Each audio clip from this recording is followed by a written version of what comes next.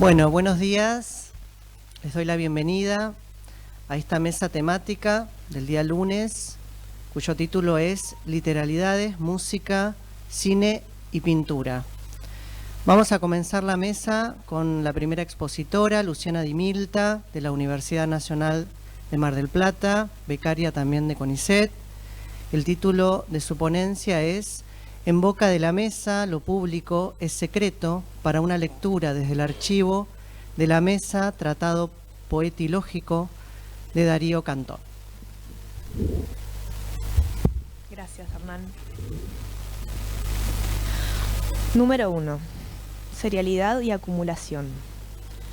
En noviembre de 2021, en el marco del 36º Festival Internacional de Cine de Mar del Plata, se estrenó Atlas, de Guadalupe Gaona e Ignacio Mayorens. El documental recrea libremente la biografía dispersa de Christoph Jacob, un neurólogo alemán que emigró a la Argentina a fines del siglo XIX. En esta película, la escasa presencia del protagonista es compensada mediante una sinécdoque, su archivo médico, arrumbado en un pabellón en ruinas del entonces asilo de alienadas, hoy Hospital Moyano de la ciudad de Buenos Aires. La escurridiza vida del Dr. Jacob funciona como excusa para poner a dialogar dos concepciones de reclusión. Para ello, los directores omiten deliberadamente representaciones o figuraciones del alienado y los planos al modo Subiela, en alusión a la película Hombre mirando al sudeste de 1986. A lo largo del documental irrumpen en la pantalla numerosos planos protagonizados por objetos: frascos con cerebros, animales embalsamados, paquetes con negativos impresos sobre placas de cristal, libros y botellas mezclados con basura, son intercalados con escenas que remiten a la temporalidad presente. La alucinada nieta del Dr. Jacob discute con su hija en un ambiente sobrio de Barrio Norte. Unos niños recorren el ex zoológico de Buenos Aires. El personal médico del Hospital Moyano conversa sobre tratamientos de pacientes y la vista se pasea sobre paisajes límpidos del sur argentino. El contraste entre el gabinete decimonónico de Jacob y las escenas del tiempo presente abren un espacio intersticial. El contraste abre un espacio intersticial. En tanto, el leitmotiv de la película pone el acento en la biodegradabilidad de ese archivo olvidado. Me interesó el efecto de lectura de ese montaje. El imaginario visual del positivismo científico, los discursos sobre la salud mental, los mitos familiares y la biografía misma del Dr. Jacob se tensan bajo la amenaza de la destrucción del archivo. El dispositivo fílmico intentaría entonces mitigar ese proceso de degradación. Fotografías científicas de Chlamyphorus truncatus o pichiciegos, rostros de alienadas y láminas de anatomía. Animales conservados en formol, un atlas del cerebro de los mamíferos argentinos y un cóndor relleno con aserrín. La figura que permite verbalizar un montaje de imágenes no puede ser sino la enumeración. En la misma constelación, la serialidad y la acumulación, tan presentes en la construcción del objeto artístico contemporáneo, serían una herencia incompleta de un imaginario visual moderno, estrechamente relacionado con una idea enciclopédica, aunque no del todo perimida, del conocimiento. La enumeración también puede operar en el sentido inverso y hacer de la lista de palabras la columna vertebral del cuerpo de un archivo.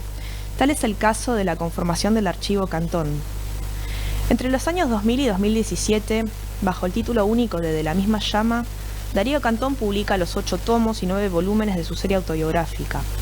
A lo largo de más de 4.000 páginas, despliega no solo el relato de su vida, sino también una enorme cantidad de materiales de archivo, entre ellos sus manuscritos de poesía.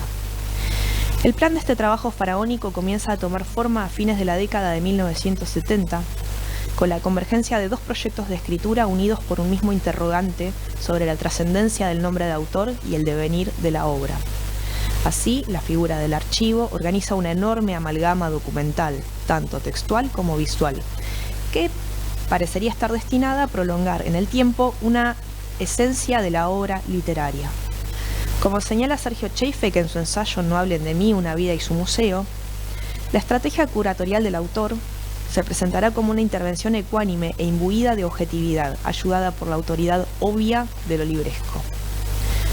Todo esto explica la reiterada presencia de las enumeraciones en la prosa autobiográfica de Cantón, pero también en cierta zona de su poesía, y especialmente en la Mesa, Tratado Poetilógico, su cuarto libro. La estructura interna de este poema está organizada al modo de la entrada de un diccionario enciclopédico, con 18 secciones temáticas, índices y apartado bibliográfico. Podría tratarse de un chiste demasiado largo si no fuese porque el poema es un complejo trabajo de problematización del lenguaje a partir de la expansión imaginativa de la palabra que designa al objeto por antonomasia, la mesa. El desarrollo mediante enumeraciones aparece ya en el primer borrador del poema. La yuxtaposición semántica produce un extraño efecto de congruencia que solo es posible al formar series. Esto puede observarse en la sección 3, tipos de mesas. Cito: la mesa es la forma básica del mobiliario, la casa toda del hombre. La cama es una mesa, hoy más bien baja, que sirve para dormir. La silla es una mesa con respaldo mayor o menor, usada para sentarse, en la que se acuesta el gato. La mesa de luz, la cómoda, el escritorio, el aparador, el trinchante, que son todos sino variantes de una única forma de mesa. Fin de cita. No hay nada en esta enumeración que no sea mínimamente familiar. Tampoco en el gabinete del Dr. Jacob son los objetos en sí mismos los que conforman el atractivo discursivo visual de la película de Gaona y Majorens, sino el conjunto que ellos integran. No interesa la singularidad del objeto, sino las relaciones que entre ellos puedan establecerse. La serie ha desplazado a lo único. Cuando una enumeración deja de leerse como inscripción estática, se abre al juego de los ordenamientos posibles. También las colecciones y los archivos pueden pensarse como soportes de configuraciones múltiples. El archivo como aparato de lectura, en el mismo sentido en que Georges Didier-Hermann lee el Atlas Mnemosyne de Aby Warburg. Cito: cabría decir que el Atlas de Imágenes es una máquina de lectura en el muy amplio sentido que Benjamin atribuye al concepto de Lesbarkite. Forma parte de toda una constelación de aparatos que van desde la caja de lectura, Lesekasten, hasta la cámara multibanda y la cámara fotográfica, pasando por los gabinetes de curiosidades o, algo más trivial, las cajas de zapatos repletos de tarjetas postales que encontramos todavía hoy en los puestos de nuestros antiguos pasajes parisienses. Fin de cita. La figura del Atlas interesa a Didier-Hermann desde la perspectiva de un extrañamiento de su dinámica de lectura. Habría entonces, en los modos contemporáneos de leer, algo que explota y por lo tanto depende de la perturbación de las viejas legibilidades, en las que se privilegia la linealidad, la cronología y la denotación. Paradójicamente, estas legibilidades son las mismas que Cantón exige para su serie autobiográfica. Una lectura de principio a fin, en estricta secuencia temporal, donde todo lo afirmado es respaldado por documentos reproducidos a escala.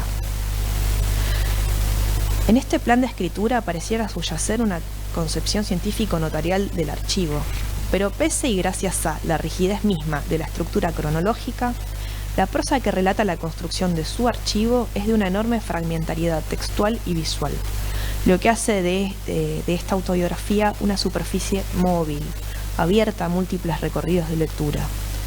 Como señala Raúl Antelo, siguiendo a Walter Benjamin, leer es disponer los elementos constelacionales sobre una mesa para organizar su origen, valor que no es un dato empírico, sino una construcción teórica retrospectiva post factum. Número 2. En boca de la mesa lo público es secreto. La Mesa Tratado Poetilógico se publica por primera vez en 1972. En el año 2005, el poema vuelve a publicarse de manera íntegra en el tomo 2 de la misma llama, Los años en el Ditela. Entre los capítulos 4 y 6, produce facsimilares de los manuscritos y suscripciones, sino que intenta establecer el origen del poema mediante un relato de sesgo psicoanalítico. Cuenta Cantón que tras el fracaso de su segundo matrimonio en 1967 retorna a la casa de la infancia y ocupa, a modo de escritorio, la mesa del comedor. En esos días consigna la escritura de trabajos sociológicos sobre el peronismo y la Unión Cívica Radical y revisa, movilizado por los cambios en su vida afectiva, el pasado familiar. De acuerdo con la cronología que puntúa la estructura de la serie, el 27 de junio de 1967 se despierta en medio de la noche diciéndose a sí mismo unos versos que a continuación anota. El relato de la llegada de la mesa comienza así a devorarse la trama narrativa. En el capítulo 5, en cambio, la génesis de la mesa queda suspendida y cobran mayor relevancia otras líneas temáticas: la familia, el psicoanálisis, la profesión. En las primeras páginas de este capítulo aparece una crítica severa a la dinámica del mundo académico, como balance de su participación, sin embargo exitosa, en congresos de sociología en Estados Unidos y Europa. Cito a Cantón: me parecía frustrante y me sonaba que todo era una gran maquinaria que se alimentaba sola, sin cuestionarse por qué o para qué. A mí me parecía que si el propósito de los congresos era alentar la realización de trabajos en distintas partes del mundo, bastaba con que los pagaran a sus autores y luego los publicaran. No había para qué viajar ni organizar nada. El sitio. Fin de cita. La revisión del archivo del relato genético de la mesa da cuenta de que, en forma paralela a sus tareas sociológicas, Cantón invierte un enorme caudal de tiempo en la escritura poética, la cara secreta de su vida profesional. El trabajo de expansión de los primeros borradores de la mesa es particularmente intenso hacia 1968, luego de su regreso de los viajes académicos. Es a partir de entonces cuando incorpora las secciones estilos, artes prácticas, mesas célebres, refranero, sociabilidad, gobierno, anatomía, patología, derecho, hagiografía, representación artística y psicología. Solamente la zona del archivo que comprende este trabajo de reescritura y expansión comprende unos 491 folios de los 505 que conforman el dossier del poema. Las piezas del archivo publicadas en la serie autobiográfica constituyen una selección muy pormenorizada que no brinda una idea precisa de la magnitud del proceso de escritura. Así, lo público es secreto. Ni siquiera la profusa exhibición de los borradores de poesía en la obra edita consigue aprehender la espacialidad material del trabajo de redacción. Lo que se muestra en el tomo Los años en el Ditela es tan solo una de las posibilidades de reinscripción de los signos que el archivo habilitaría, o, en otras palabras, una ficción de origen. Cantón omite, por ejemplo, la consignación de las numerosísimas copias a máquina y fotocopias que componen el dossier. Tampoco menciona el hecho de que a comienzos de la década de 1970 mandó a fabricar un cliché del primer manuscrito del poema con la idea de reproducirlo infinitas veces en el futuro y quizá oponer resistencia a la inevitable biodegradabilidad del soporte de la escritura. Ninguna de estas fantasías de trascendencia se contagia a su trabajo sociológico. Su yo secreto, el poeta, observa el mundo académico con desconfianza y subvierte sus géneros discursivos. Por último, en una concepción de literatura como la de Cantón, el desplazamiento de los métodos de observación científica a la escritura literaria disimula, al mismo tiempo que pone en evidencia, los mecanismos de una construcción siempre retrospectiva de un efecto de objetividad. Es por ello que en el estudio de este archivo se presentan dificultades metodológicas relacionadas con la construcción de una distancia crítica. Se trata siempre de encontrar la sutura, el artificio del montaje, e identificar la bisagra que articula la propia lectura con la lectura que el autor hace de su obra y sus papeles. Gracias.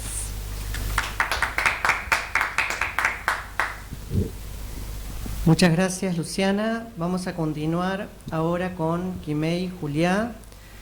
Su ponencia lleva como título Poemas y fotografías, una lectura intermedial de Parque de las Ruinas, de Marilia García. Buenos días. ¿Puedo compartir un PowerPoint? ¿Una presentación? ¿Puede? Sí. Buenísimo. Ahí se ve. Sí, perfecto. Buenísimo. Bueno, arranca. Parque de las Ruinas es un libro de la poeta brasileña Marilia García en el que confluyen poemas y imágenes. Este trabajo tiene como objetivo evaluar las relaciones entre los poemas y un tipo particular de imágenes que se encuentran en esta obra, la fotografía. Aunque en rigor las reproducciones de pinturas también son fotografías, al tratarse de disciplinas diferentes, el análisis solo se abocará a las imágenes fotográficas de su origen. En concreto, se buscará mostrar que en el libro hay, como afirma Magdalena Perkowska, una colaboración entre palabras y fotografías. Así, texto e imagen se alían para lograr un objetivo particular: retomar y o cuestionar desde estrategias propias de la ficción las ideas sobre las fotografías de dos autores célebres en el campo literario, Susan Sontag y Roland Barthes. Este trabajo se va a centrar en la primera parte del libro, Parque de las Ruinas, homónimo del título, pues es donde se observan los vínculos entre ambos discursos. En él, poemas y fotografías se adentran en el espacio del inframundo, en las ruinas de la sociedad moderna, y la escritora deviene fotógrafa con su diario sentimental de Montmartre. Parque de las Ruinas comienza con lo que García denomina epígrafe en forma de imagen. La fotografía que aparece luego de esas palabras se asemeja a una toma aérea de un terreno. Para reflexionar sobre esta perspectiva, es útil retomar el concepto del lector observador, planteado por Lilian Lubel y citado por Perkowska.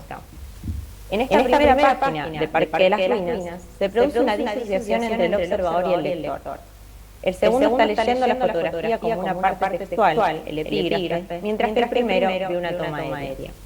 Sin embargo, las palabras desmienten tal interpretación a la vez que la evidencia. Cito: la artista americana Rosalind Fisher sacó una serie de fotos que son como fotos aéreas.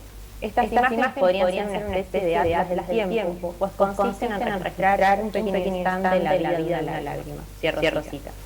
Acá aparece algo de lo cual Susan Sontag habla sobre la fotografía. Cito: no sabemos cómo reaccionar ante una fotografía si la imagen es visualmente ambigua, por ejemplo, tomada desde muy cerca o muy lejos, hasta que sabemos de qué fragmento del mundo se trata.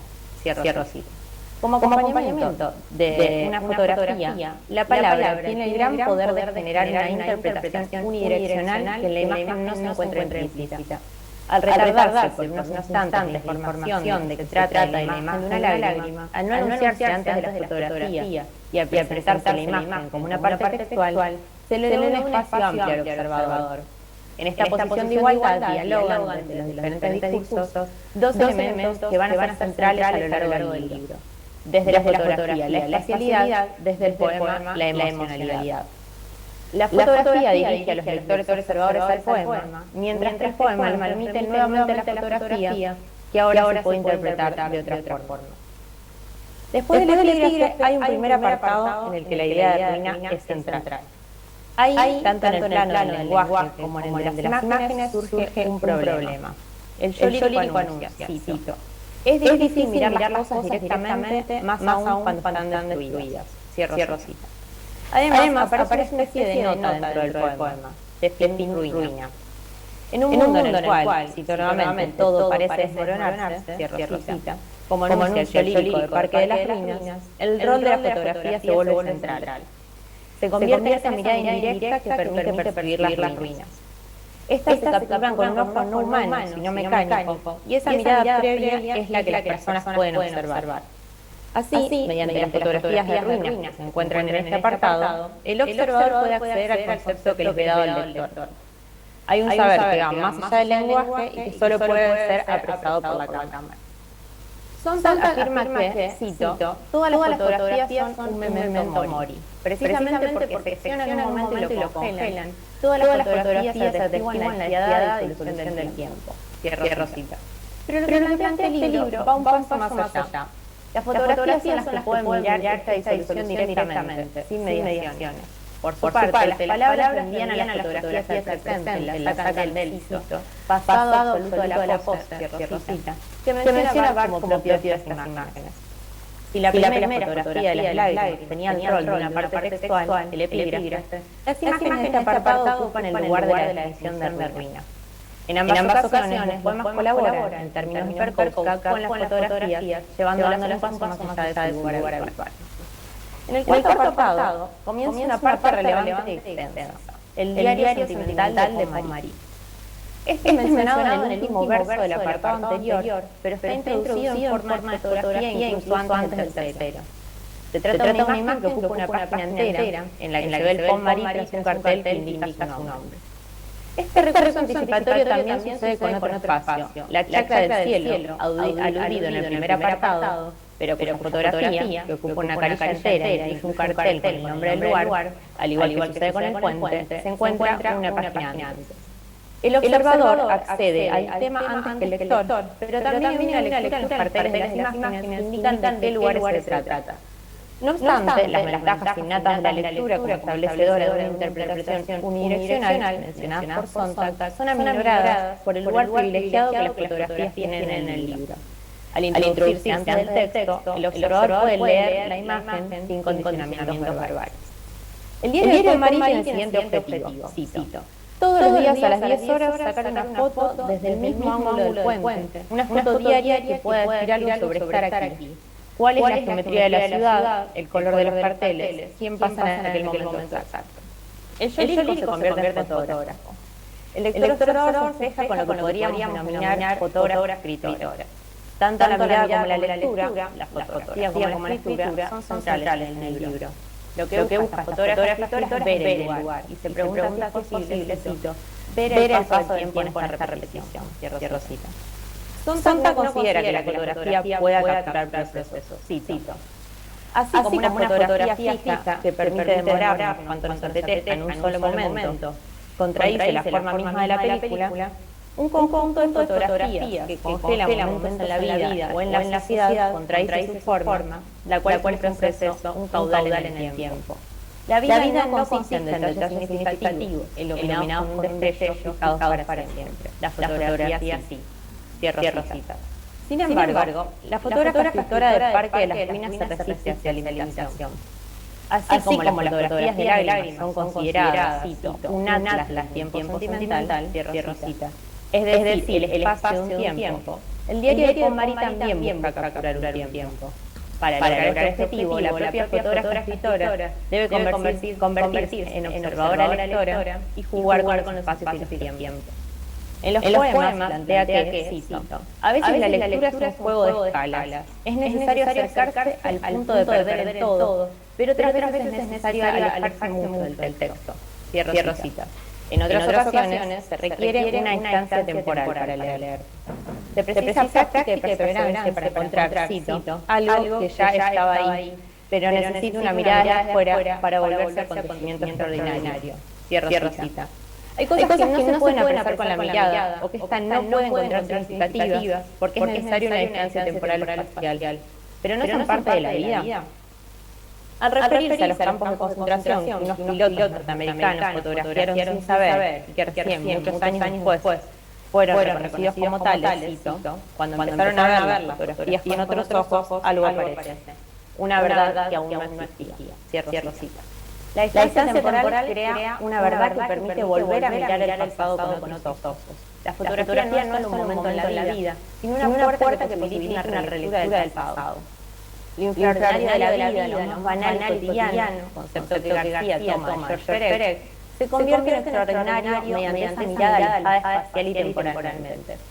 La fotografía captura el paso del tiempo porque permite leer el pasado desde su propio tiempo, pero también desde el presente y contrastar esas temporalidades. Si bien la fotógrafa escritora no logra encontrar indicios de los acontecimientos antes de que sucedieran, tampoco parece posible hallarlos en la propia vida. Se plantea, cito, ¿tendremos cómo ver aquí algo más allá de este instante? Cierro cita. Tal vez la única forma de hacerlo, aunque muchas veces falle, sea la fotografía, que mediante la captura de un instante del pasado y la distancia temporal y espacial, permite redescubrirlo, ver algo más allá del instante en el cual fue tomada la imagen. Esta primera parte del libro termina con un apartado que se titula Despedida. Comienza con la historia del fantasma de una francesa que, durante la guerra, tuvo un amorío con un oficial nazi y ahora ronda con Marie. La fotógrafa escritora mira el puente en busca del espectro, pero no lo encuentra. Cito, no veo nada. ¿Ustedes ven algo? Cierro cita. En las dos primeras carillas no hay ninguna fotografía. Esta es la segunda vez en todo el libro donde, al dar vuelta a la página, el lector observador se convierte solo en lector. Después de las palabras que evidencian su imposibilidad de entrar al fantasma, se encuentran 4 fotografías. Cada una ocupa casi una carilla y está acompañada solo por un verso de no más de 3 palabras. Las imágenes de Marie muestran una mujer que se aleja y se acompaña por estos versos. Ella camina, entre los autos en plena luz del día y desaparece. Cierro cita. Y hay acá un proceso, un caudal en el tiempo, palabras con las que Sontag definía la vida y la sociedad. Los grandes avances tecnológicos permiten la captura de numerosas imágenes consecutivas, lo cual genera una sensación de temporalidad que es acentuada por la distribución de las fotografías en el libro. No están todas en la misma carilla, lo que permitiría una visualización en simultáneo, sino que hay que mirarlas una tras otra, superponerlas cuando se da vuelta a la página. ¿Y cuál sería el rol de las palabras en esta parte? Aunque están relegadas a una porción mínima de las páginas, son centrales, ya que sin ellas, un lector jamás podría relacionar las imágenes con el fantasma de Paul-Marie, solo se ve una sombra que se aleja. Asimismo, si no hubiera fotografías, el espectro no aparecería. Por lo tanto, lo único que puede percibir el fantasma como tal es el lector observador. La lente de quien está viendo sería en este caso la mirada mediada por palabras que permiten un enfoque particular. Además, es imposible no vincular este apartado con tres ideas y conceptos centrales planteados por Roland Barthes en la cámara elipse: el espectrum, el punctum y la inmovilización del tiempo. El primero, o sea, el espectrum, cito, mantiene a través de su raíz una relación con el espectáculo y añade algo terrible que hay en una fotografía, el retorno de los muertos. Cierro cita. En parte de las ruinas esta idea se vuelve literal mediante un mecanismo de duplicación. La persona real que estaba cruzando el puente se transforma en un espectrum al ser fotografiada. También, mediante los versos ya mencionados, se convierte de nuevo en un espectro, en este caso una mujer realmente muerta. Así, cuando el lector observador ve las imágenes, se encuentra con un espectrum y luego de leer los versos es reenviado a las fotografías y ahora evidencian esa aparición de la cámara. Se produce el retorno de los muertos, pero en sentido más literal y ficcional. Y esto solo ocurre mediante las palabras. Sin embargo, ayudada por los versos, la fotografía tiene un rol central. Es la capacidad de volver muerto lo fotografiado la que posibilita la aparición del fantasma. Para Barthes, el puntum, que se refiere a los detalles que punzan y lastiman en las fotografías, que no están puestos intencionalmente por el fotógrafo, es algo personal. Algunas personas las punzan ciertos detalles, mientras que otras ni siquiera los conmueven. Mientras que el autor ofrece numerosos ejemplos de fotografías orientados a visualizar el concepto de puntum, en el libro de García se invita al lector observador a participar de la experiencia de descubrir por él mismo el detalle punzante. De hecho, se le interpela directamente. Cito: veo a lo lejos el fantasma de ella yéndose. ¿Ustedes también lo ven? Cierro cita. El lector observador se pone en igualdad de condiciones con la fotógrafa escritora. Ambos miran a la vez y descubren ese punto, que es la aparición de un espectro en la forma de un espectrum. En otro momento del libro, Barthes afirma que, cito, en la fotografía, la inmovilización del tiempo solo se da de un modo excesivo, monstruoso. El tiempo se encuentra tratado. Cierro cita. Nuevamente, en Parque de las Ruinas, la operación se complejiza y se cuestiona en algunos aspectos. El tiempo no está del todo inmóvil, sino que se superponen dos temporalidades en la misma espacialidad. El presente, que se vuelve pasado cercano al ser capturado por la cámara, y el pasado lejano de la resistencia. Asimismo, hay un tercer tiempo, el de la lectura y visualización. El caudal en el tiempo se inclina hacia el presente por la interpelación al lector observador que ya se mencionó. Podría decir que los tiempos se encuentran atascados en Paul-Marie y que solo la cámara fotográfica puede capturarlos en su variedad. El pasado lejano se toca con el cercano y ambos se presentes en el momento de la lectura y visualización. Así, la fotografía no es solo una evidencia del pasado, sino un reenvío del pasado al presente. Como conclusión, una lectura intermediaria del libro requiere repensar los lugares de negociación. Ya no se trata de un lector y una escritora, sino de un lector observador y una fotógrafa escritora. Mediante una disociación entre el observador y el lector, la palabra funciona en numerosas ocasiones como impulso de las fotografías en vez de como limitación. Los versos no llevan a cerrar las interpretaciones, sino a ir más allá de las posibilidades que Sontag y Barthes le asignan a la fotografía. Así, no hay una inmovilización del tiempo frente al lector, sino un caudal en el tiempo que, para la autora sobre la fotografía, es innato de la vida y no de las imágenes fotográficas. Además, el espectrum y el punctum de Barthes se potencian gracias a las relaciones entre palabra y imagen. Muchas gracias.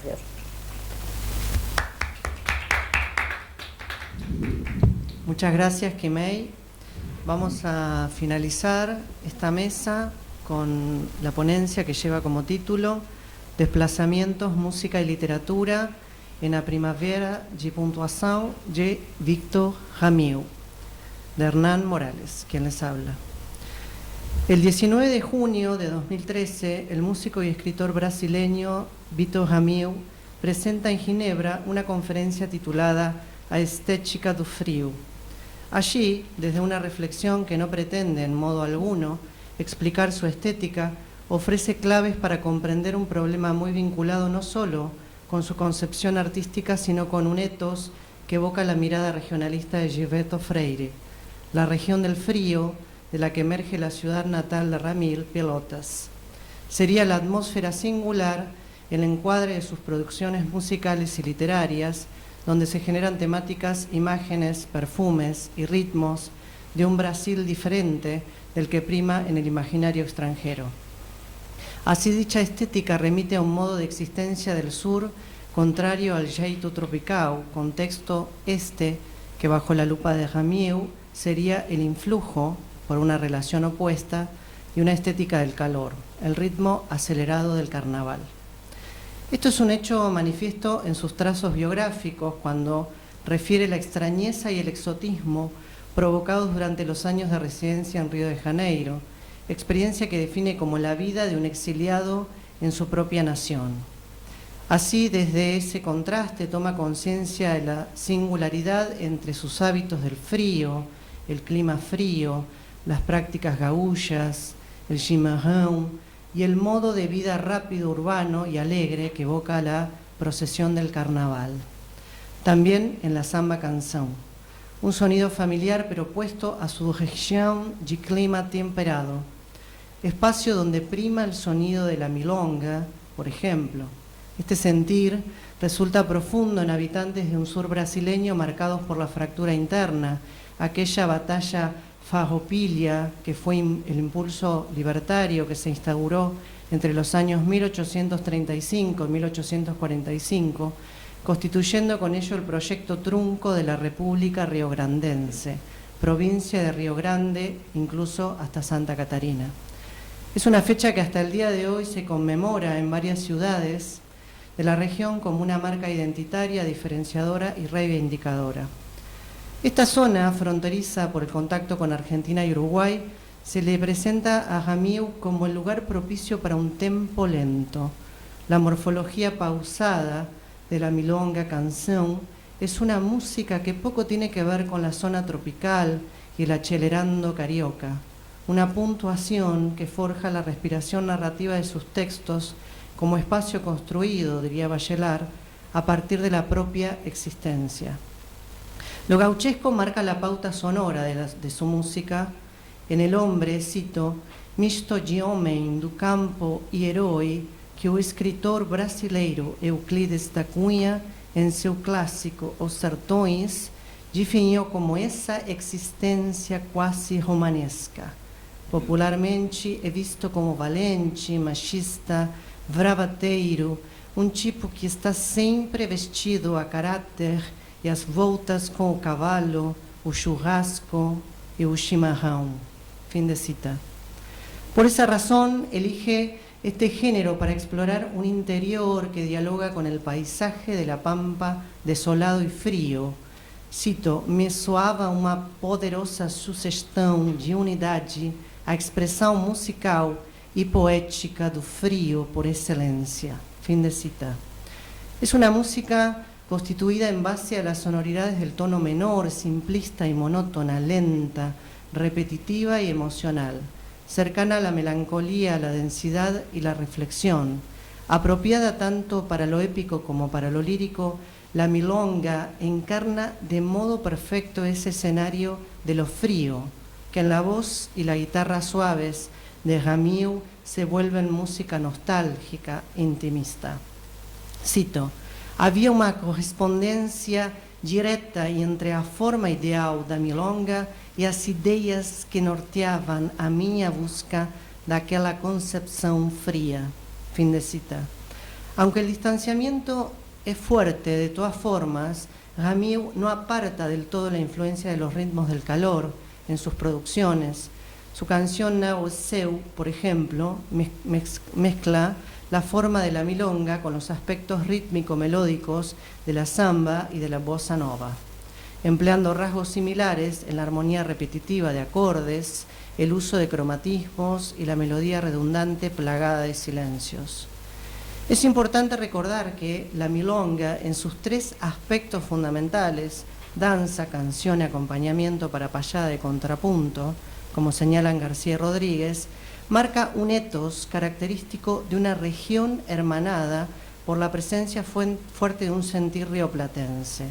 Milonga en clave angolana remite a palabra, de ahí también esa ejecución dicción, susurrante, canto, habla, se asocia con el término barullo en el sentido de enredo, reunión alegre y más aún en términos de Lauro Ayestarán, cierra este lazo geocultural con el Río de la Plata en el enlace con la payada. Cito: en 1880 el payador legendario se ha transformado en milonguero. El esquema psicológico del payador se repite textualmente en el milonguero. Cambia el ambiente, cambia la estrofa y cambia el contenido, pero la actitud del trovero, del que trova, halla o inventa, es la misma. Aquel al pie de las murallas de un Montevideo sitiado a la luz de los fogones de los días heroicos, este en los ambientes espesos de las academias o bailes del candil. El trovador, en una lujosa teoría de la rima, despliega soberano un pensamiento en la compleja estrofa de la décima. El milonguero concentra su pensamiento en la humilde y cómoda cuarteta. Los versos del primero ruedan sobre las luchas de la patria naciente por la conquista de una independencia. Es la voz colectiva de la nacionalidad. Los versos del milonguero, muy a menudo sobre las luchas a arma blanca por la conquista de una mujer, son la voz individual del compadrito. Fin de cita. Este universo milonguero, sostenido en la circularidad del ostinato armónico, rítmico y cadencial sobre una tónica, genera un movimiento continuo, perpetuo, que marca la forma interpretativa del frío para Jamiu. Es una fórmula presente y maravillosa de sus canciones, pero que de modo magistral además interfiere en sus textos narrativos, como por ejemplo Pequod, Satolep y A Primavera da Pontação. Esta última, quizás como una manera contestataria de posicionarse frente a cierto Brasil del que no se siente parte. Publicada en el año 2014, esta novela construye un modo particular de organización del texto basado en un desplazamiento no convencional de la puntuación. Cada uno de los signos se resalta y se inserta unos milímetros debajo de la línea textual, modificando la lectura y el ritmo debido a los cortes marcados que son impuestos. Cobra valor el grafema por encima de la palabra, volviéndose el texto una partitura, sobre todo si tenemos en cuenta que dicha efectuación simula un armado de secuencias gráficas que recuerdan los fraseos.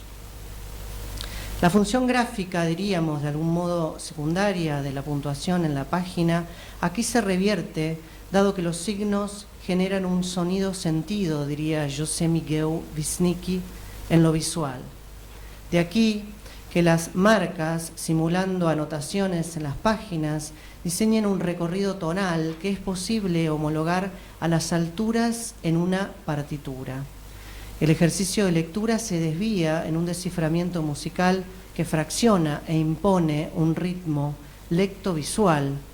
Es este un efecto de lectura musical, porque lo que se observa en cada hoja como primer estímulo es el dibujo que traza la puntuación, curvas ascendentes y descendentes en el fraseo. Así, por dicho desplazamiento y debido al ritmo sostenido en los agrupamientos, la lectura se acentúa en el nivel prosódico. Por esa razón, entendido como musical, la puntuación se vuelve figura, ritmo y melodía. A la disposición inusual de los signos en la novela se le suma un entramado desestabilizador en la configuración de los actantes del relato, que si fuera posible asociarlo al modelo actancial de Greimas, ¿a qué se complejizarían en el sentido de disolución? Pensando en las ideas que sostiene Noé Gittrick en Destrucción y formas de las narraciones. Las relaciones sintácticas y semánticas dentro del llamado programa narrativo se fracturan y complejizan. Los personajes allí son elementos de puntuación o aspectos del lenguaje, como por ejemplo la coma, el punto, el vocativo, el latín, el griego, la voz pasiva. De ahí que realicen acciones de acuerdo con su función gramatical lingüística por un lado y actancial, ser y hacer por otro. Y así formato y personaje subrayan un reenvío constante a nociones de la lengua, reforzado por el desplazamiento hacia lo paródico. En las últimas páginas, por ejemplo, se incluye un índice gemiso, un apartado a modo de notas, con el título Incitadoras citações, y un glosario, ambos recursos que explicitan los múltiples usos a modo de clave de lectura. Aunque esos apartados intentan establecer una normativa, como por ejemplo en el glosario aparece, cito, hablativo do latim hablativus, caso gramatical hablativo, que expresa noções de lugar, no portugués corresponde ao conjunto adverbial. Fin de cita. En el contexto del relato resulta parodiado por las características que les asigna la voz narrativa a dichos usos, de modo tal que los personajes se cohesionan a los desplazamientos de la puntuación y suturan su significado narrativo con sus actos. Cito un fragmento de la novela En la Revolución de la Primavera. Los compuestos eruditos incitan los primeros pasos para la revolución. Vamos a aproveitar a desordem desencadeada pela pontuação e instalar de vez um caos que faça com que a sociedade anseie ser guiada com segurança por disciplinadores iluminadores. Os alvos iniciais serão as famílias de palavras que nos elejam como seus radicais comuns e se agrupem em torno de nós. Ponto e coma, resaltado. As palavras de família ideológicas que, coma resaltado, elevadas acima de suas diferenças, encontrem um sentido comum nas ideias no nosso movimento. Ponto e coma, desplazado e resaltado. Os grupos políticos que estejam em situação crítica, que se juntem a nós para ganhar força. Os pronomes indefinidos, que tomem partido de uma vez por todas. E, finalmente, os complementos verbais que, conquistados pela lábia do ablativo primo argentino de latino, agora militando em nossas fileiras, deixem de se sentir meros complementos e ganhem autonomia e dignidade em nossa companhia. Fin de cita. Aquí, como se pudo observar, por ejemplo, el caso ablativo debe dejar de sentirse como un complemento y ganar autonomía, hecho que asociado a la comparación entre el ablativo en portugués y el ablativo en argentino, connotado por la frase la labia del ablativo, enfatiza el tono paródico por la definición de la variante rioplatense. Entonces, el primer efecto musical que resalta en la novela es el rítmico visual, acorde con la materialidad del texto en la hoja. Y en segundo lugar, el de los personajes que al transformar el sentido literal de su función y convertirse en agentes de acciones, motorizan no solo una revolución gramatical, la primavera de la puntuación, como diseña en lo temático, sino una contragramática que los sostiene y que funciona como alegoría material. En síntesis, parece que la concepción del frío, en la que prima un ritmo pausado de la milonga canción, motoriza un entretejido del relato que detiene la escritura. Parece un gesto revolucionario y diferenciador de un modo de contar que para Jamil quizás revierta no solo sonoridades, sino también incluso la propia lengua brasileña, cuestión que no profundizo aquí dado el carácter breve de la exposición. De ahí que la primavera, argumento y lengua, sea un acto de renovación en el relato, pero al mismo tiempo un gesto de subversión inevitable para este raro, quizás como diría Rubén Darío, músico y escritor brasileño actual. Muchas gracias.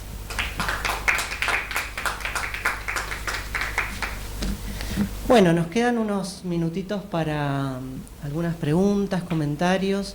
Les quiero agradecer a las expositoras. Kimei, no sé si me escuchás. Sí, Les agradezco muchísimo la participación. Muy buenas sus ponencias y no sé si alguna quiere hacer algún comentario. Sí.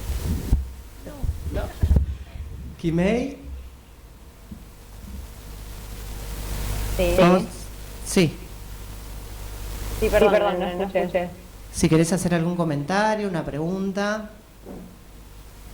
No, la verdad que fueron muy interesantes las dos exposiciones, desde dos puntos de vista muy diferentes y muy enriquecedoras. Así que la verdad que me gustaron mucho, no tengo ningún comentario puntual. Bueno, quizás una cosa como para señalar, me parece, es esto de los modos de leer, ¿no? Los diversos modos de leer que creo que cada uno de nosotros ha planteado y de alguna manera nos unifica, ¿no? En el trabajo. Sobre todo, por ejemplo, en tu caso, Kimei, cuando trabajás esa forma de leer esa poesía vinculada, claro, el lector observador, ¿no? Esas nociones. No sé si el público quiere comentar algo, preguntar algo. Bueno, damos por finalizada la mesa, les agradecemos y seguimos con el Congreso. Muchas gracias.